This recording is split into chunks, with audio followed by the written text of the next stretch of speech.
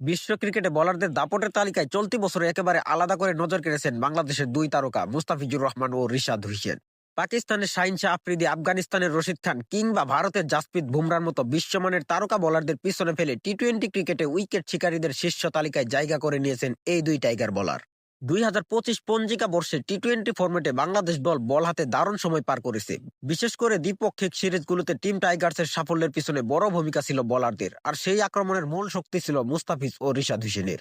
Cutter master Mustafizur Rahman এই বছরে আন্তর্জাতিক টি-20তে খেলেছেন 20টি ম্যাচ। এই সময়ে তিনি শিকার করেছেন 26টি উইকেট। তার বোলিং ইকোনমি ছিল ওভার প্রতি 6 রান, যা তাকে বিশ্বের সেরা বোলারদের কাতারে নিয়ে গেছে। একই সংখ্যক উইকেট থাকলেও এক ম্যাচ বেশি খেলে পাকিস্তানের শাহিন আফ্রিদি তালিকায় নিচের দিকে অবস্থান করছেন।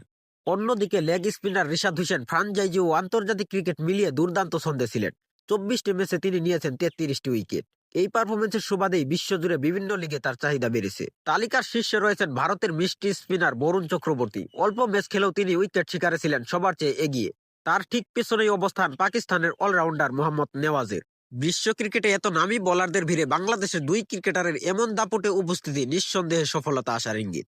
মুস্তাফিজ ও রিশাদের এই ধারাবাহিকতা বজায় থাকলে বাংলাদেশের বোলিং আক্রমণ যে কতটা ভয়ঙ্কর হয়ে উঠবে সেই বিষয়ে সন্দেহের কোনো জায়গা নেই। এটি হতে পারে বাংলাদেশ ক্রিকেটের জন্য নতুন সম্ভাবনার দরজা খুলে যাওয়ার সূচনা। এই পারফরমেন্স শুধু পরিসংখ্যানের পাতায় সীমাবদ্ধ নয়, এটি বাংলাদেশ ক্রিকেটের আত্মবিশ্বাসের প্রতিচ্ছবি। দীর্ঘদিন ধরেই বাংলাদেশকে ব্যাটিং নির্ভর দল বলা হতো, কিন্তু চলিত বছর সেই ধারণা বদলাতে শুরু করেছে।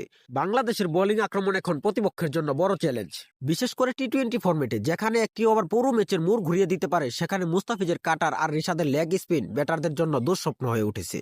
মুস্তাফিজ নতুন করে নিজেকে প্রমাণ করেছেন। ইনজুরি আর ফর্মহীনতার ধাক্কা পেরিয়ে তিনি আবারও প্রমাণ করেছেন কেন তাকে বাংলার কাটার মাস্টার বলা হয়। ডেথ ওভারে তার নিয়ন্ত্রিত বোলিং দলের জন্য এনে দিয়েছে গুরুত্বপূর্ণ ব্রেক থ্রু। অন্যদিকে রয়েছেন রিশাদ হোসেন। বাংলাদেশ ক্রিকেটে লেগ স্পিনার সবসময় ছিল দুর্লভ। সেই শূন্যস্থান পূরণ করেছেন এই লেগ স্পিনার। চাপের মুহূর্তে বল হাতে তুলে নেওয়ার সাহস তাকে আলাদা করে চেনাচ্ছে। ফ্রাঞ্চাইজি ক্রিকেটে তার চাহিদা বাড়ছে। বিদেশি লিগগুলো নজর রাখছে তার দিকে। এটি শুধু ব্যক্তিগত সাফল্য নয়, এটি দেশের ক্রিকেটে ব্র্যান্ড ভ্যালু বাড়াচ্ছে।